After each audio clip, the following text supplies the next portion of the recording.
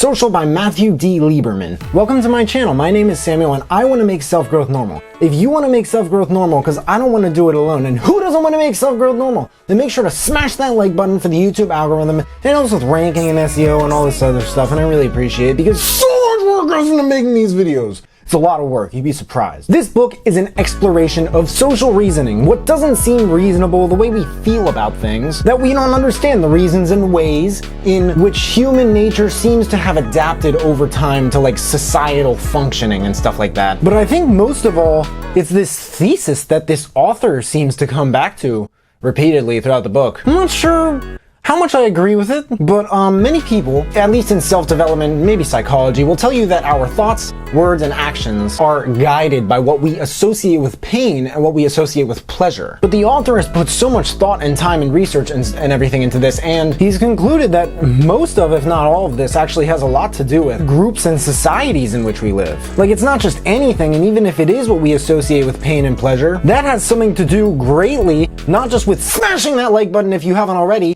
but more than just ourselves. So I think the book is meant to prove this and explain how it's the case here. Why does rejection hurt so much? And criticism. Why do we feel like if we're being criticized by one person, we feel like we're being criticized by everyone? Why are we so compelled to collaborate with each other? It's gotta be more than just like-minded individuals. Why is Facebook like a religion? Like, why are there as many people on Facebook as there are like Christians or Muslims in the world? Or actually, maybe even more. Sure, we're addicted to social media, but it's gotta be so much deeper than that, right? Like, why is that? Here's something that stood out on a section about motor behaviors. I could describe my current behavior at my keyboard as moving all of my fingers slightly up and down as typing, as writing a book, or even as trying to share what I have learned with others. Given the order I have presented with these options, we can see they form a hierarchy, with the first answers giving specific examples of motor behaviors and the latter ones describing higher level long-term goals that have major meaning. No one comes to an end of their life and says, I wish I had moved my fingers up and down more. But we can imagine someone saying, I wish I had taken more time to share what I learned. There are certain systems our brains like to use in order for us to like connect and relate to each other. Things you wouldn't really expect. Things like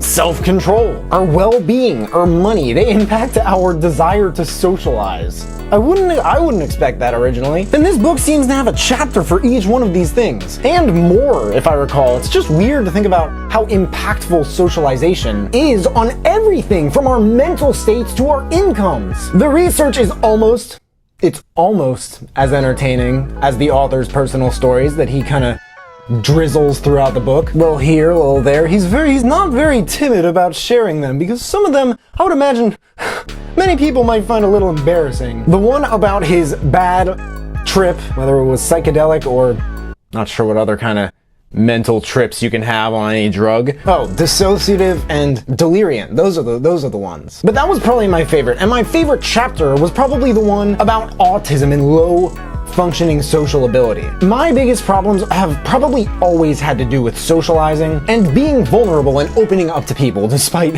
how I am in my videos. It's almost nothing like the way I am if you're meeting me for the first time in real life. So I think I really relate to some of it. I was diagnosed with Asperger's about 6 years ago. To focus on the problem and just tell people that I have some disorder that stops me from being able to socialize easily with people, I think that's very limiting thinking, and I think that it's very unhealthy. I really wish just the term Asperger's disorder, I understand its purpose and everything, but at the same time I wish just the idea of it didn't really exist, because I think it really hurts a lot of people just to think that they have it. But my new job basically forces me to socialize, and I'm very excited and scared at the same time to go on it and conquer my fears. He also talks about things like creating more social work environments because it adds fulfillment to the workplace as opposed to higher pay as an incentive for higher productivity. The SCARF model, SCARF stands for status, certainty,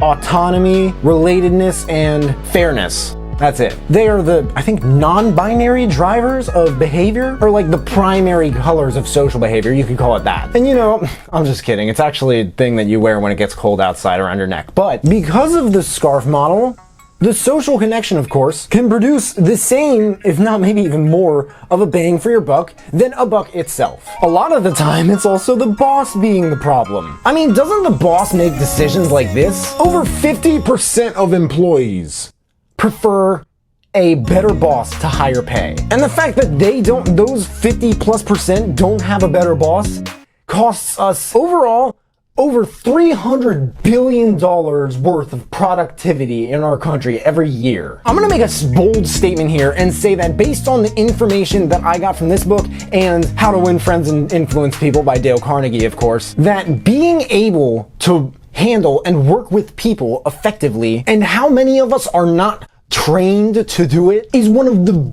biggest reasons today for economic inequality. And you know what the worst thing is? I'm not saying this because it's hurt me for so long to not really work on it, and that it's not some sort of an unchangeable thing, but it's that there are no classes in school or anything on how to get along with people that we are expected to go to and learn from. And this makes it even worse. The adolescent brain alone craves to learn how to socialize. I think that is one of the biggest problems in society that, of course, no one is talking about. No one.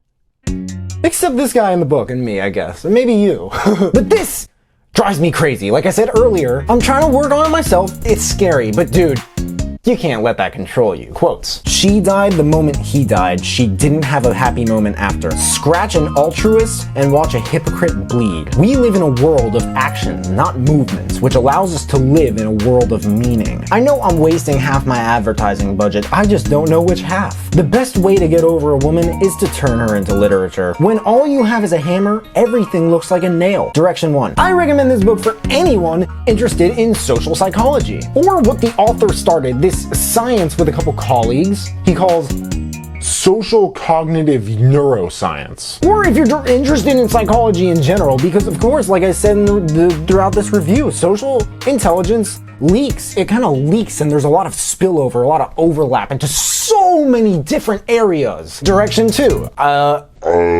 If you like this book, I recommend checking out The Charisma Myth by Olivia Fox Cabane, I think that's her name, and Captivate by Vanessa Van Edwards. They're a little bit more on the socially operational side of things, but I mean, after listening to this book, I want to get better at the socially operational side of things. I don't know about you. Social. Why Our Brains Are Wired to Connect by Matthew D. Lieberman. There's a link in the description if you guys want to check it out and read the reviews. That and all the other books that I mentioned in this video, if you want to check those out as well. If there are any other books that you guys want me to check out and review, please let me know in the comments below. Also, let me know if you checked out this book and you liked it. But hey, make sure to smash that like button, subscribe if you haven't already, because I don't know why people watch this far into my videos and they don't subscribe. But if you have subscribed and you want to turn up just a notch and turn on that little notification bell to receive a notification every time I drop a new video, that would mean the world to me. Thank you guys so much for watching. I really appreciate it. You can find me everywhere, and I will see you then.